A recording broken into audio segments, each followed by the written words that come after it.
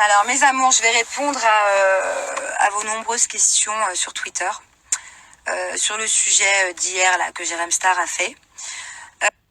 Je vais essayer d'y répondre brièvement parce qu'honnêtement, devoir encore me justifier, même si c'est pas de la justification, je sais pas comment on dit, ça me saoule. Et puis honnêtement, en ce moment j'ai d'autres problèmes et d'autres choses à foutre que de parler de ça, que de parler de cette histoire de merde. C'est le cas de le dire.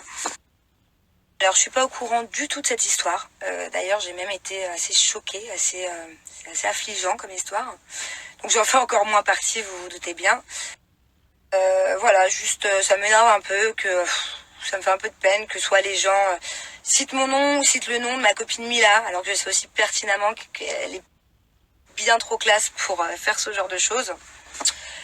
Et ça m'énerve aussi puisque je sais qui se cache derrière la tête coupée là, c'est-à-dire qui a fait cette interview.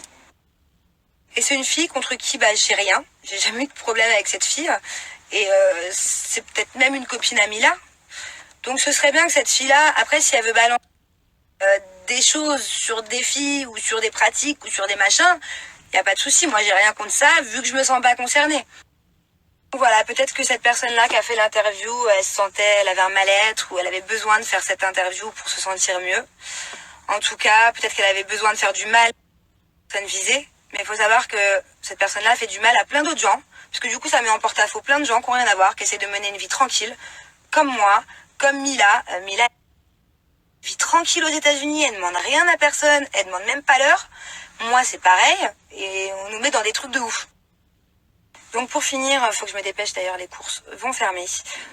Dans tous les cas, voilà, la vérité se sait tôt ou tard. Donc j'ai aucun souci à me faire. Et... vous savez, je gagne assez bien ma vie pour faire ce genre de choses.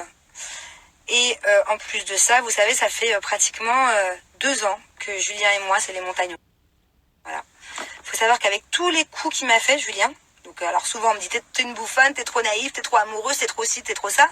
Avec tous les coups que m'a fait Julien, j'ai été capable en 2 ans de trouver un autre mec, de passer à autre chose et de l'oublier. Faut toujours que je revienne, entre guillemets, vers lui, ce que vous me reprochez. Donc au bout d'un moment, il faut savoir, soit je suis une fille trop naïve, trop amoureuse, soit je suis une fille trop facile, soit je suis ci, soit je suis ça.